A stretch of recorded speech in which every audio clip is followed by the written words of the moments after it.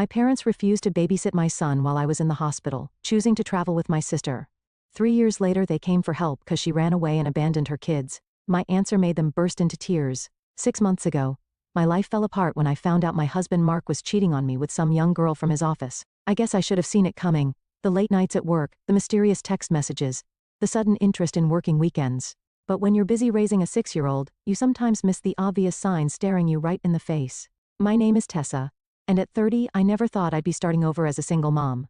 But here I am, living in a modest 2-bedroom apartment in Seattle, just 15 minutes away from my parents' house. Moving closer to them seemed like the logical choice at the time, even though our relationship has always been complicated. I managed to find a good job at a marketing firm pretty quickly. The pay is decent, and I actually enjoy the work. The only catch is that I have to take occasional business trips, nothing major, just a day or two here and there. That's when things get interesting with my parents. The first time I asked them to watch Tommy during a business trip, you'd think I'd ask them to donate a kidney. My dad actually rolled his eyes and muttered under his breath. "We're retired, Tessa," my mom said, arms crossed. "We didn't plan on being full-time babysitters at our age." "I know, and I'll pay you," I replied, feeling my cheeks burn with embarrassment. "Whatever professional nannies charge, plus extra." It was like flipping a switch. Suddenly, they were willing to consider it, though they made sure to remind me what a huge imposition it was. The kicker? My older sister Sarah can drop off her kids anytime she wants, and my parents practically throw a party. Just last week, Sarah showed up unannounced with her 2 kids, one from each of her ex-boyfriends, and my mom couldn't have been happier. "Oh, my precious angels," she cooed, while my dad rushed to get the cookie jar. Meanwhile, when I bring Tommy over, they act like I'm dropping off a bag of dirty laundry. "Tommy, honey, go play in the guest room," my mom said during our last visit, then turned to me with that look I've grown to hate. "Now Tessa, Mrs. Henderson's son just got divorced. He's a dentist, you know, very successful." "Mom, I'm not interested in being set up right now," I said for what felt like the 100th time. "I need time to focus on Tommy and my career." "That's your problem, Tessa," my dad chimed in from his recliner. "You're too picky. No wonder Mark left." The irony isn't lost on me. Sarah's had 2 kids out of wedlock, has never held a steady job, and is currently living off her new boyfriend's money. But somehow, I'm the family disappointment because my husband cheated on me. "Have you thought about what I said about Dr. Roberts' son?" my mom asked yesterday while handing Tommy back to me after a short business trip. "He's only been divorced twice, and the second one wasn't even his fault. I've learned to let their comments roll off my back, mostly. What choice do I have? They're Tommy's grandparents, and despite their clear favoritism towards Sarah and her kids, I need their help. But sometimes, late at night when Tommy's asleep, I wonder how my own parents can treat me like this. How they can criticize every move I make, while turning a blind eye to Sarah's chaos. I woke up one Tuesday morning feeling like I'd been hit by a truck. My throat was raw, my head was pounding, and I could barely drag myself out of bed. Tommy was already up, watching cartoons in the living room. "Mommy, are you okay?" he asked, his big brown eyes full of concern. "You sound funny." I tried to smile, but even that hurt. "Just a little cold, buddy. Nothing to worry about." After calling in sick to work, I knew I had to figure out what to do with Tommy. I couldn't risk him catching whatever I had, so I grabbed a medical mask from the bathroom cabinet and called my parents. "I'm not feeling well," I croaked into the phone. "Could you watch Tommy for a couple of days until I'm better?" There was a long pause before my mother responded. "Well, you know our rates, Tessa, and we'll need the money up front this time." I wanted to scream. Who asks their sick daughter for payment in advance to watch their own grandson? But I bit my tongue and made the transfer right away. What choice did I have? After dropping Tommy off, I crawled back into bed, hoping some rest would kick whatever this was. But as the hours ticked by, I only got worse. By evening it felt like an elephant was sitting on my chest. Each breath was a struggle, and the room started spinning every time I tried to stand up. When I started seeing black spots in my vision, I knew this wasn't just a cold. My hands were shaking so badly I could barely dial 911. The next few hours were a blur of sirens, white corridors, and medical terms being thrown around. Finally, a doctor in blue scrubs stood at my bedside with a grim expression. "Severe pneumonia," he said, showing me my chest x-ray. "You'll need to stay in the hospital for at least 2 weeks." 2 weeks? My heart started racing. What about Tommy? What about work? I managed to call my boss first, who was surprisingly understanding about the situation. But when I called my parents, that's when everything really fell apart. "Mom, I'm in the hospital." I wheezed into my phone. "The doctors say I need to stay for at least 2 weeks. Could you please?" "Absolutely not." My mother's shrill voice cut through my explanation like a knife. "We're going on a trip in 3 days, your father, me, Sarah, and the kids. It's all arranged. We're not canceling our plans just because you can't handle your responsibilities as a mother. The hospital room seemed to close in around me as I processed my mother's words. I couldn't believe what I was hearing. My own mother was choosing a vacation over her sick daughter and grandson. "Mom, please," I begged, my voice cracking from both emotion and illness. "I'll pay you double what you usually charge for watching Tommy. I know it's an inconvenience, but I'm really sick." The silence on the other end of the line stretched out for what felt like an eternity. I could picture my mother sitting in her favorite armchair, probably twirling that strand of gray hair she always plays with when she's calculating something. Finally she spoke. "Well, your father and I paid $5,000 for this trip," she said, her voice taking on that familiar business-like tone she uses when she thinks she has the upper hand. "If you can pay us $10,000 to cover our expenses and the inconvenience, we'll consider canceling." The oxygen monitor beside my bed started beeping faster as my heart rates bite. $10,000? I felt like I was in some bizarre nightmare where my mother had turned into a hostage negotiator and my son was the hostage. "Mom, that's crazy," I wheezed, trying to catch my breath. "You know I don't have that kind of money right now. I'm a single mother with a mortgage to pay." "Then I suggest you figure something out," she snapped. "Because if you don't pick up Tommy in 3 days, I'm putting him outside." "I'm not missing this trip, Tessa. You always do this, create drama, and expect everyone to drop everything for you." The line went dead. I stared at my phone in disbelief, then immediately tried calling back. No answer. I tried again, straight to voicemail, again, nothing. My own mother had blocked my number while I lay in a hospital bed, struggling to breathe.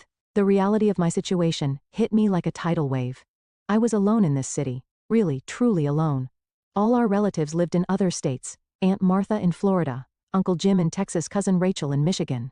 And having only moved back 6 months ago, I hadn't had time to build any close friendships yet.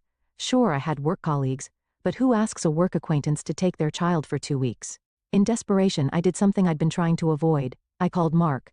My hands were shaking as I dialed his number, and not just from the fever. "Tessa," he sounded surprised to hear from me. "What's wrong?" I swallowed my pride and explained the situation, trying to keep my voice steady. "I know it's a lot to ask, but could you possibly take Tommy for a couple of weeks? I'm in the hospital with pneumonia, and my parents I can't." He cut me off. "Rachel's due to give birth any day now. We're actually heading to the hospital tomorrow for the scheduled C-section." Rachel, his new wife, the 25-year-old who'd been his secretary, the one he'd left us for. And now she was giving birth to their new baby, while I lay here alone in a hospital bed, with nowhere to send our son. I stared at my phone's contact list. There was one name I'd been avoiding, one last possible lifeline, but just seeing it made my stomach churn. Patricia, my former mother-in-law.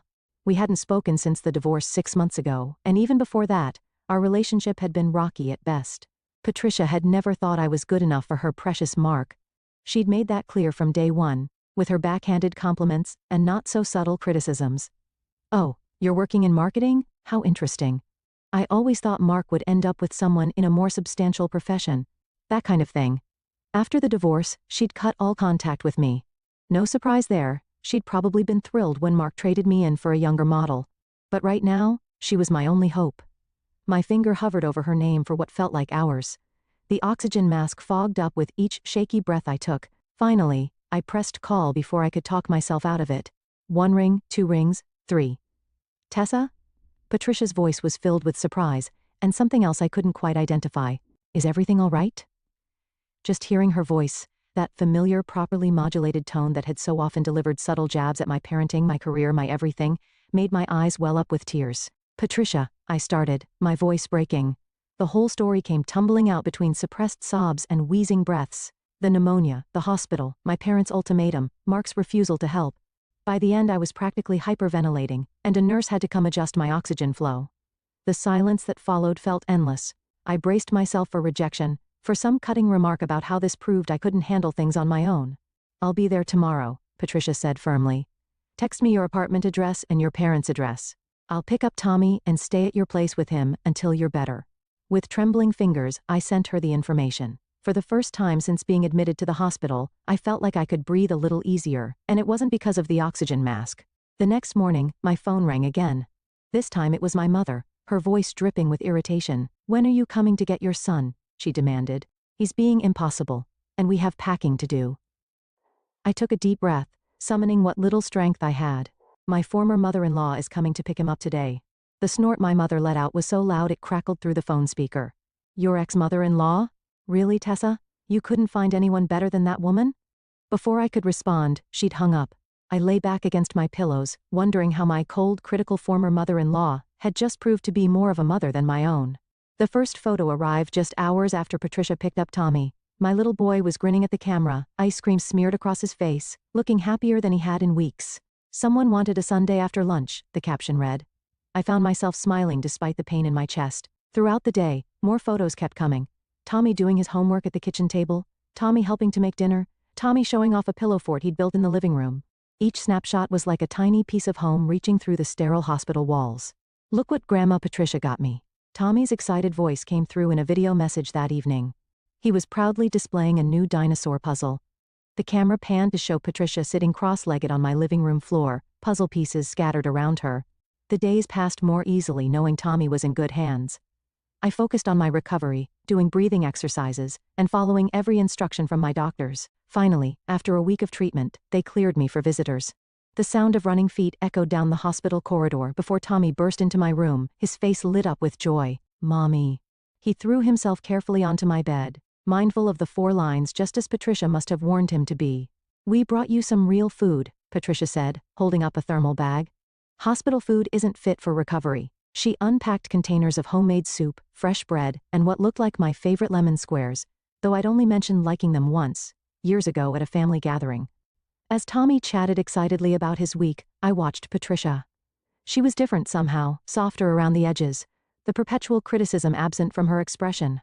She asked about my treatment, actually listened to my answers, and seemed genuinely concerned about my well-being.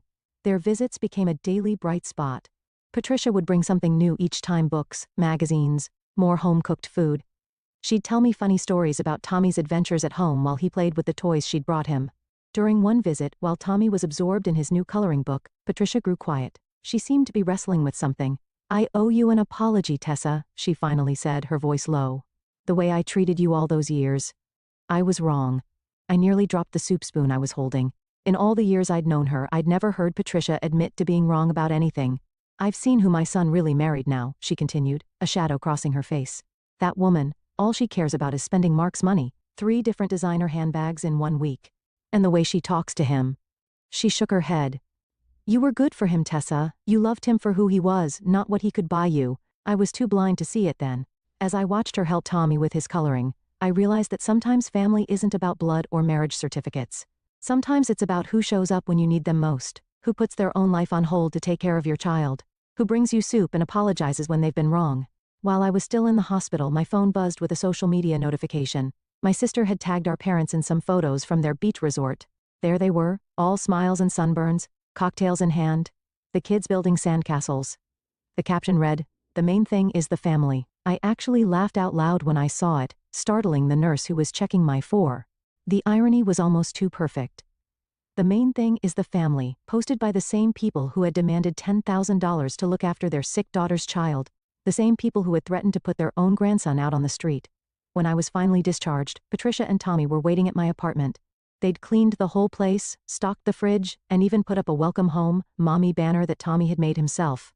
I hugged Patricia tight, trying to convey everything I couldn't put into words. "Thank you," I managed to say, "for everything." "That's what family is for," she replied simply, and I felt the weight of those words, how different they sounded coming from her compared to my own parents' empty version. Getting back to normal life took time. I found a wonderful babysitter named Maria who Tommy absolutely adored. When I had to travel for work, I didn't even consider calling my parents anymore. Why subject Tommy to people who saw him as a burden when Maria treated him like her own? My parents tried calling a few times, but I let it go to voicemail. What was there to say? They'd shown me exactly where I stood in their hierarchy of importance, somewhere below a beach vacation and $10,000. Patricia and I talked regularly, at least once a week, sometimes more. She'd FaceTime with Tommy, send care packages, and always seemed genuinely interested in our lives. It was the kind of maternal relationship I'd always wished I had with my own mother. Then, 5 months after the hospital incident, Patricia called with an unexpected proposition. "My brother David is looking for someone with your exact qualifications for his company," she said, an excited note in her voice. "I mentioned you to him, and he looked up your work portfolio online. He's very impressed." I sat up straighter. "Oh? The salary is double what you're making now," she continued. "And before you ask about Tommy, I'd love to watch him while you're at work. I'm retired now, and this way he'd have his grandmother nearby." My mind was spinning with possibilities. Double my current salary. A fresh start in a new state. Tommy having a grandmother who actually wanted to spend time with him. 2 weeks later, Tommy and I were packed and ready to go. I didn't tell my parents or Sarah we were leaving. They'd figure it out eventually, but by then we'd be long gone, starting our new life with the family that had chosen us. 2 years can change everything. Tommy was thriving in his new school, making friends and bringing home excellent grades. I had worked my way up to senior marketing director at David's company, and my salary had grown even more. Patricia had become a true grandmother to Tommy, showing up at his soccer games, helping with school projects, and spoiling him with love rather than just material things. We were finally house hunting, looking for a place to call our own. Just that morning I'd been reviewing mortgage options, calculating down payments, and dreaming about having a backyard where Tommy could play. Then my phone rang. An unfamiliar number with a familiar area code. "Hello?" I answered cautiously. "Tessa? It's Mom." I almost dropped my coffee mug. 2 years of silence, and now this? My mother's voice sounded different, strained, desperate even. "What do you want?" I tried to keep my voice neutral, but 2 years' worth of hurt made it hard. "We need your help," she said, without even asking how I was. Classic mom. "It's about Sarah." Of course, it was about Sarah. It was always about Sarah. "What about her?" "She's gone." My mother's voice cracked. "She ran off with some man she met online, just packed a bag and left. She didn't even say goodbye to the kids, just left a note saying she needed to find herself and drove off with him." I sat down heavily in my office chair. "She abandoned her children?" "They've been with us for 3 weeks now," Mom continued. "Your father and I, we're not as young as we used to be. And children are so expensive these days. The food, the clothes, the school supplies." I could see where this was going. "What exactly do you want from me, Mom?"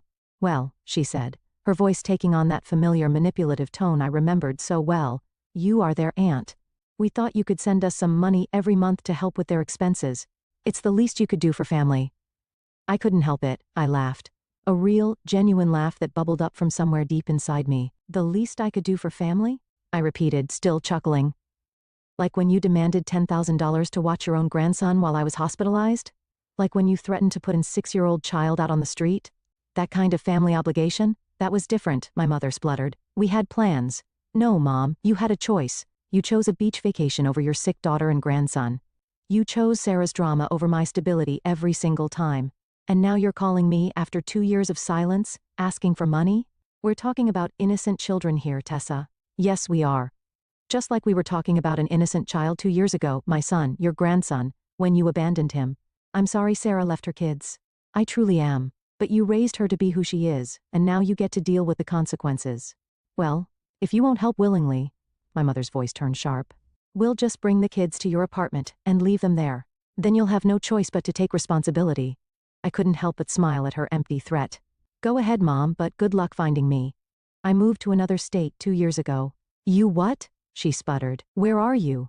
"That's not your concern," I replied calmly. "You know what they say about karma, Mom? It always comes back around. You and Dad raised Sarah to believe she could do whatever she wanted without consequences. You enabled her behavior for years while criticizing every move I made. Now you're reaping what you've sown." "Please, Tessa." Her voice cracked, finally dropping the threatening tone. "We're your parents. We need your help." Funny. I was your daughter when I needed your help.